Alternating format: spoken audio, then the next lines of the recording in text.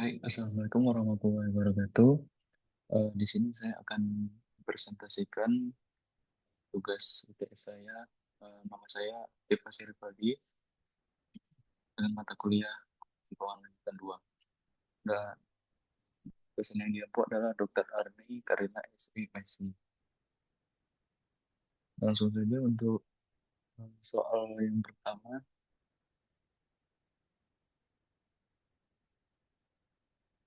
Yang pertama itu adalah jelaskan mekanisme translasi mata uang asing.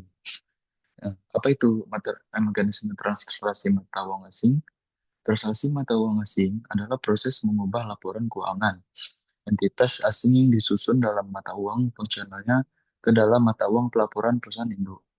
Jadi mekanismenya itu dilakukan dengan menyembuhkan mata uang fungsional lalu menerapkan metode translasi yang sesuai. Umumnya tuh current rate method. Dalam metode ini, aset dan liabilitas ditranslasikan menggunakan kurs penutup, pendapatan, dan beban menggunakan kurs transaksi atau rata-rata. Sedangkan ekuitas menggunakan kurs historis. Selisih yang timbul dari proses translasi itu tidak diakui sebagai laba rugi, tapi dicatatnya dalam OCI, atau Other Comprehensive Income, hingga di tas asing tersebut dilepas. Untuk soal nomor 2, jelaskan bagaimana transaksi forward dan swap terjadi. Transaksi forward itu adalah transaksi perjanjian antara dua buah pihak untuk membeli atau menjual mata uang asing pada kurs tertentu di masa depan, yang ditetapkan saat kontrak itu dibuat.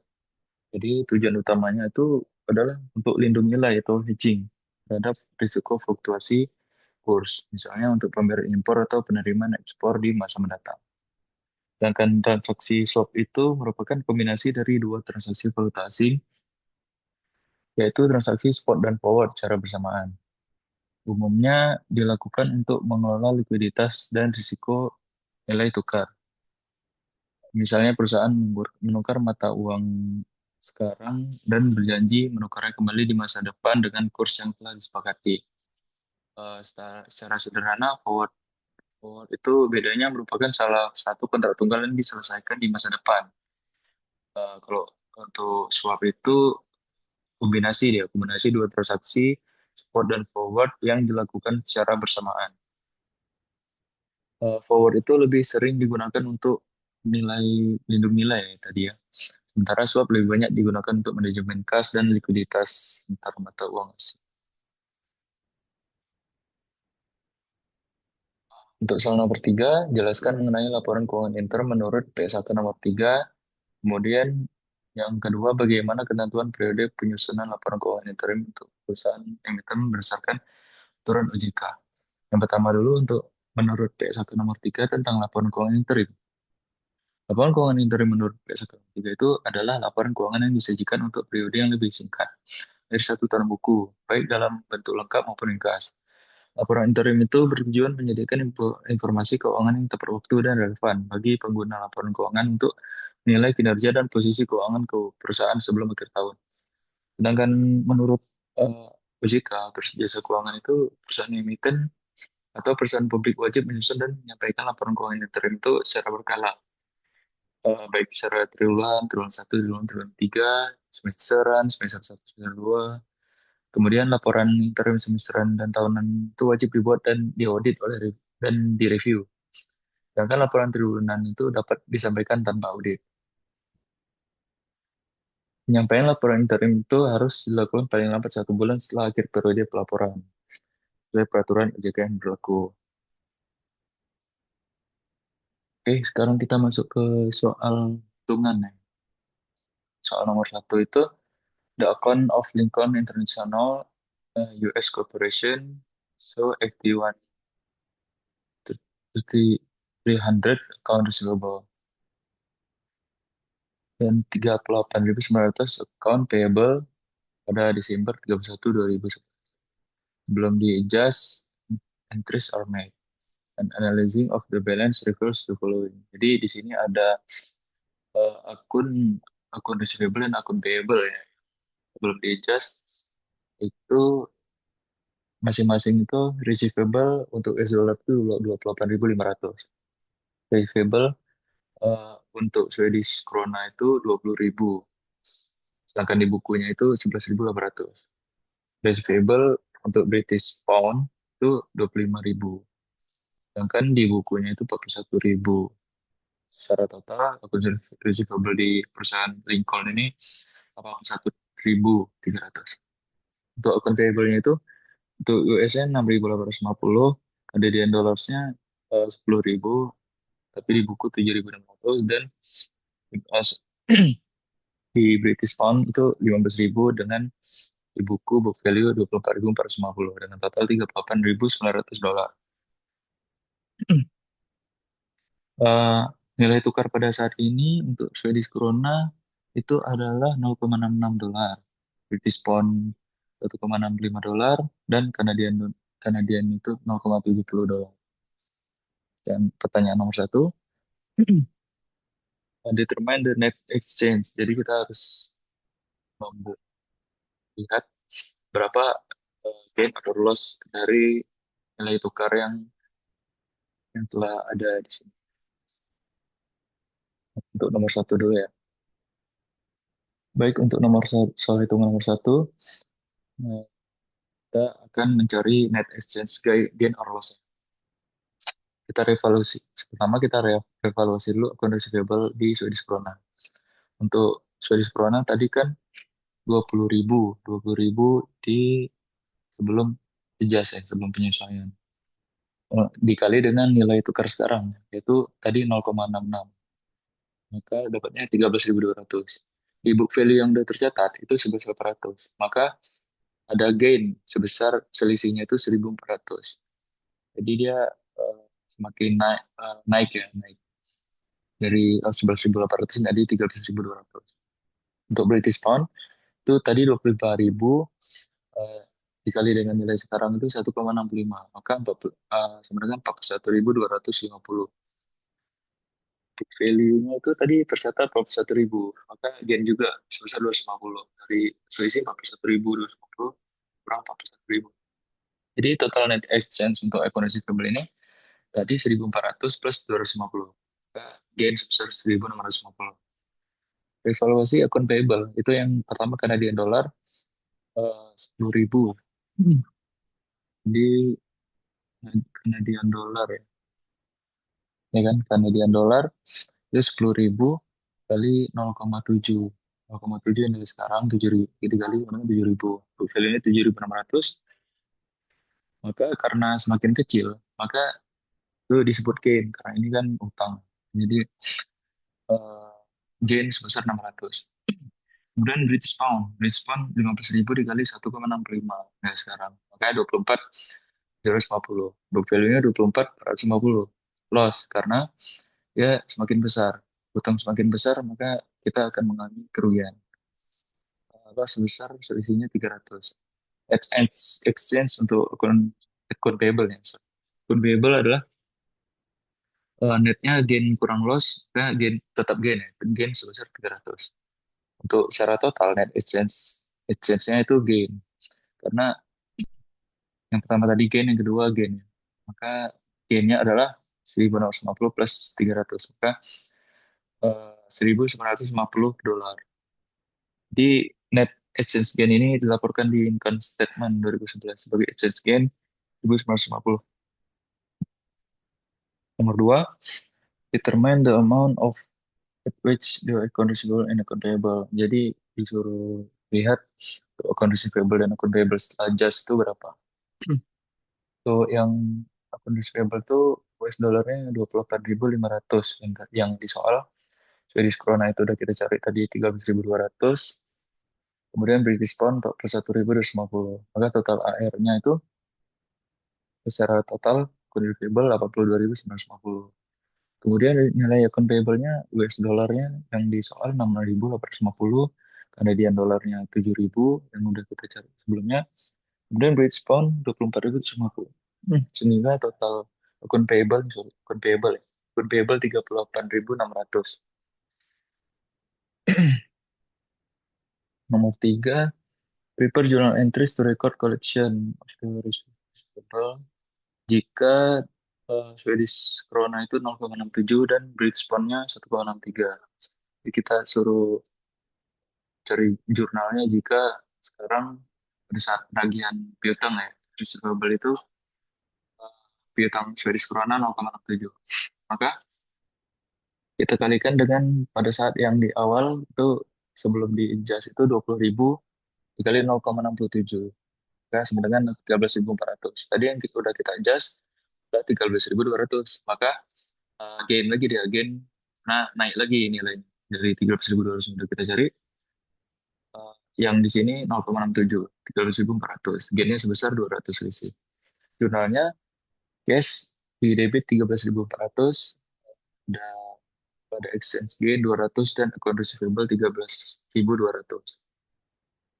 Kemudian nilai British Pound untuk account receivable ini tercatat tadi yang udah kita cari 41.250. Pada saat penagihan berutang di soal 1,63. Nah, kita kalikan dengan yang awal sebelum di jas 25.000, maka 40.750. Karena nilainya turun ya. Turun daripada yang kita cari, maka loss deh. Loss sebesar 500. Jurnalnya cash di debit 40.750, selesai juga di debit 500, dan account receivable-nya 41.250. Ini jurnalnya. Kemudian yang nomor 4, paper journal enters to record settlement of account payable. Nah, ini untuk account payable-nya, jika Canadian dollars-nya itu 0,71 dan British pound-nya itu 1,62. Yang pertama nilai nilai payable, nilai utang Canadian dollars itu tercatat 7.000 yang udah kita cari. Yang nomor satu, pada saat melunasi itu 0,71. Maka dikalikan dengan sebelumnya 10.000, jadi 7.100. Maka dia loss sebesar 100 karena utangnya semakin tinggi. Jurnalnya akun payable 7.000 di debit, excess loss di debit 100, dan cashnya yang kita keluarkan itu 7.100. Yang B, nilai British Pound tercatat 24.750 yang kita cari. Pada saat menagih piutang itu jadi 1,62. 1,662 itu dikali 15.000 yang pertama, maka 30, dapatnya 24.300. Maka dia karena turun ya, turun nilai utangnya, jadi gain sebesar 450. Ya, 450 kan. Oke. Akun payable-nya itu 24.750 di debit, eh, British Pound yang sebelumnya, exchange gain yang selisihnya 450 di kredit, dan cash yang kita bayarkan 24.000, hanya 24.300 karena udah ada gain 450. Oke, selanjutnya untuk soal hitungan nomor 2, will covered the outstanding capital stock of Sue of London on January 2011 100.000. Jadi dia membeli investment ya 100.000. Ketika responnya itu 1,6 dolar dan equity-nya 400.000, capital stock dan 100.000 return earning. Untuk yang awal pada tanggal 1 Januari 2011 itu yang sebelah kanan ini dia cashnya diberi 50.000, currency 60.000, dan exchange rate-nya 1,6 semua ya. Dengan total eh, cashnya itu total aset itu 900, debit 900, dengan kreditnya juga 900. Kredit yang setelah dikalikan 1,6140, kreditnya menjadi 1440 juga. Kemudian exchange rate for 211 are the are follow are as follow. Exchange rate Januari itu 1,6. Rata-rata exchange rate untuk 2011 itu 1,63. Rate forecast dividen itu 1,62. Rate forecast untuk dividen ya, untuk hitungan dividen itu 2.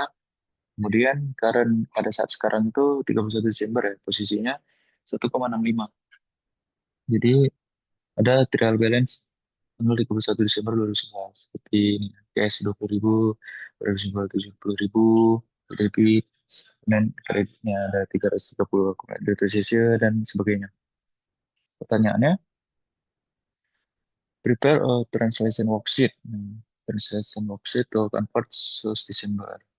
Pada tanggal 31 Desember 2011. Just trail balance untuk US dollar. Nah, jadi kita disuruh membuat translation worksheet dan just ke US dollar. Oke, nomor satu. Translation worksheetnya untuk yang pertama yang aset itu. Nah, aset itu diakui pada saat kurs penutup, yaitu pada tanggal 31 Desember 2011 ya tadi. Maka jadi kurs penutupnya itu 1,65. Jadi kita adjust semuanya ke 1,65, 20.000 kali 1,565 case-nya, konvertibilnya 70.000 kali 1,65, inventories-nya juga kali 1,65, sehingga total asetnya itu 1.551.000. 1.551.000. Kemudian liabilities-nya. Nah, liabilities-nya juga sama, diakui dengan kurs penutup, kurs 31 Desember, itu 1,65. Payable-nya 70.000 kali 1,5, kemudian depreciation-nya 320 kali 1,5. Nah, total liabilities 660.000. Kemudian equity-nya, equity. Nah, equity ini dia bukan di saat penutup, tapi di saat pada kurs historisnya, yaitu pada saat perolehan yang pertama. Itu 1,6. Capital asset 400.000 dikali 1,6 dan return earning 160.000 kali 1,6. Maka total equity-nya 800.000 di Jumlah. Kemudian income statement. Nah, income statement itu beda lagi. Yaitu diakui rata-rata. Rata-ratanya tadi rata-rata 1,63 ya, exchange rate average. Nah, 1,63. Sales langsung aja kita kali 16.000, 938 cost of sales, depreciation, sama operating. Sehingga total income statementnya 114.000. Dividen. Nah, dividen itu ada kurs tersendiri dia. Kurs tersendiri saat dividen itu 1,62 tadi ya. Rate forecast dividen. Sehingga dividennya kita kalikan 30.000 kali 1,6. 48.600. Yang kedua, prepare journal entries ketika pencatatan investment insu pada 2011. 2011. Nah, jurnal pada saat akuisisi, pada saat pertama kali pembelian yang di soal tadi, 1 Januari 2011, investment insu, ini kita pakai pendekatan investment ya. Investment insu 800.000 di debit, pada cash kita beli, nggak cash berkurang, 800.000 di kredit. Kemudian ada lagi nih pencatatan ketika kita apa namanya mendapat pendapatan pendapatan yang tadi kita udah hitung itu 114.000 ya, income statement-nya enggak menambah nilai investasi. Investment info 114.100, 1.100 ya.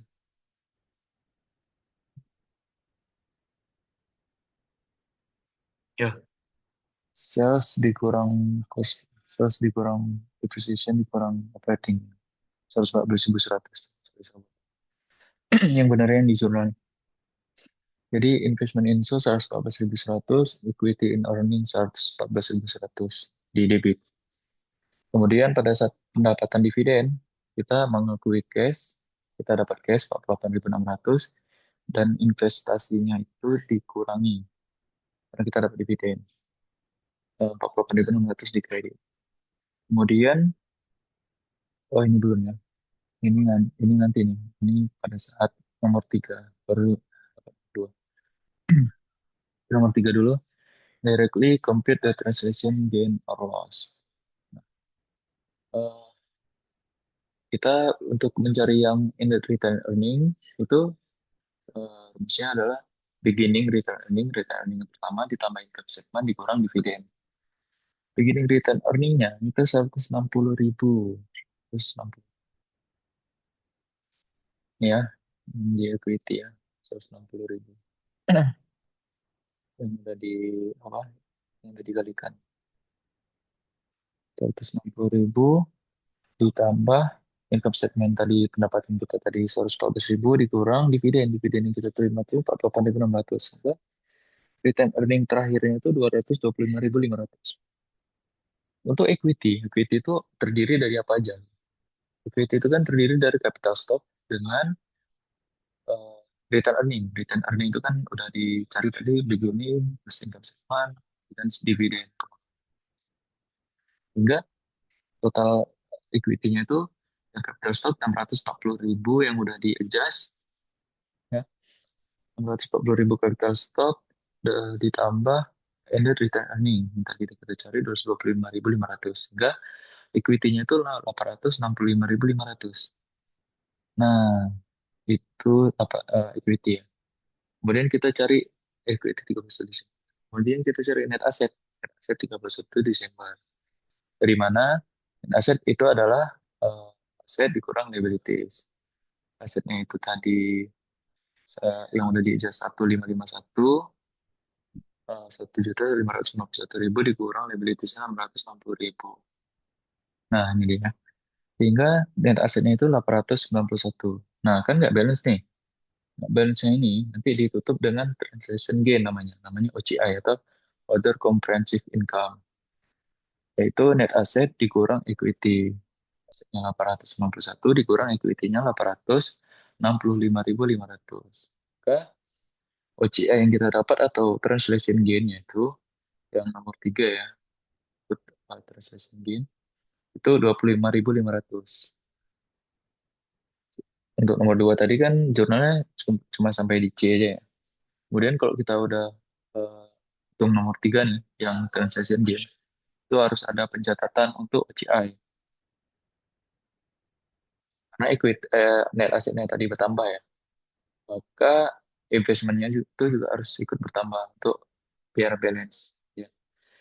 Eh, Investment in so itu di debit 25.500 sesuai OCI tadi, dengan OCI di kredit atau other comprehensive income-nya itu 25.500. Oke, sekian presentasi dari saya. Apabila ada kekurangan, saya mohon maaf. Eh, Assalamualaikum warahmatullahi wabarakatuh.